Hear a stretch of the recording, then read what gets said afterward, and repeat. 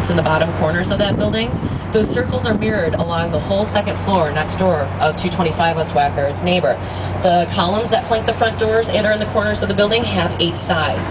If you look across the river to the Merchandise Mart, the towers up there all have 8 sides as well. So they really put a lot of thought into how that building would fit in.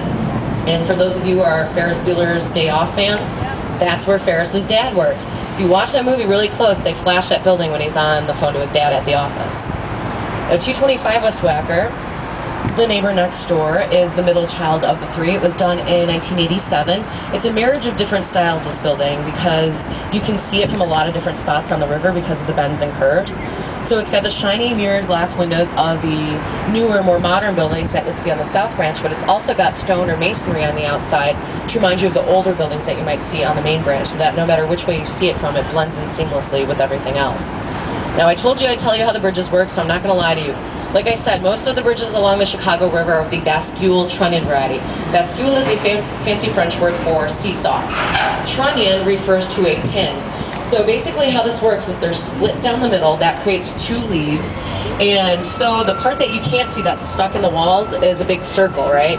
And it has a pin in the middle. It rotates around that pin when they drop weights down into pits on either end. So you can raise one side or the other, or both at the same time, depending on the circumstances, and then it's primarily for the sailboats at the beginning and end of boating season.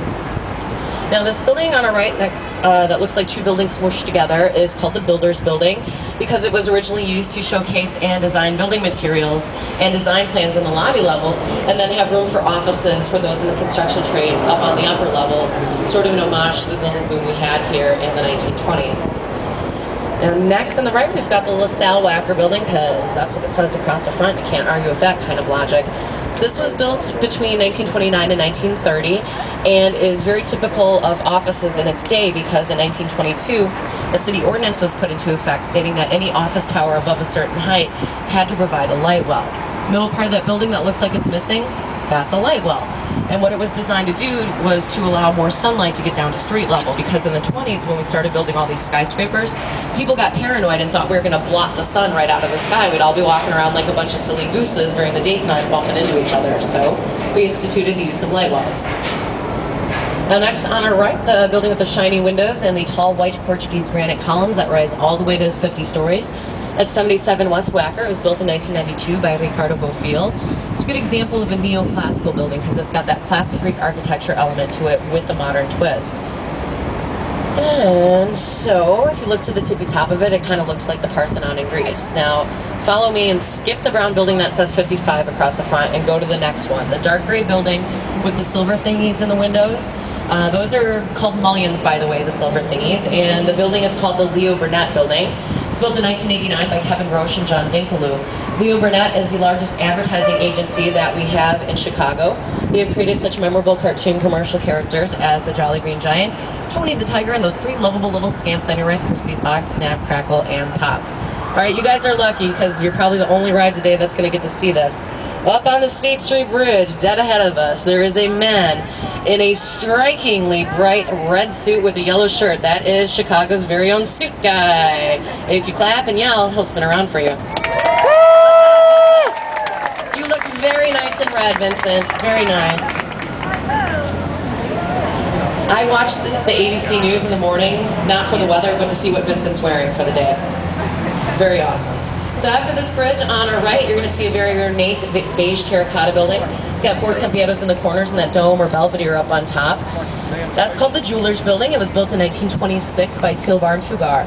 Now, the Jewelers had an elevator in there that was large enough for them to drive into from Lower Wacker Drive, go up to whatever floor they needed, trade off their rubies and diamonds, get back in their cars, and drive straight home without ever having to set a single foot on the mean streets of Chicago and possibly get robbed.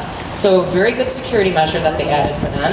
And so it always makes me giggle when I think of, there was a man who was calling himself Al Brown, said he was selling furniture up on the top floor of that Jewelers Building. Not so much. It was Al Capone, and he was selling bootleg liquor up there in his speakeasy, but like any good speakeasy, nobody knew about it till after the fact. Now, this tall, skinny white tower that's connected to Hotel 71 is called Mather Tower. It's built in 1928 by Hubert Riddle.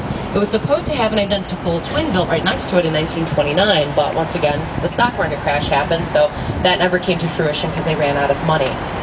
And as we come around the bend here, that brings us to the Crane Communications building, another building with a concave curved front to it.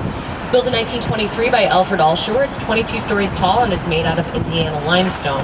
And that is where Fort Dearborn used to be. Remember, way back at the beginning of the tour, I told you guys that Fort Dearborn was built here in Chicago. That's where it used to be.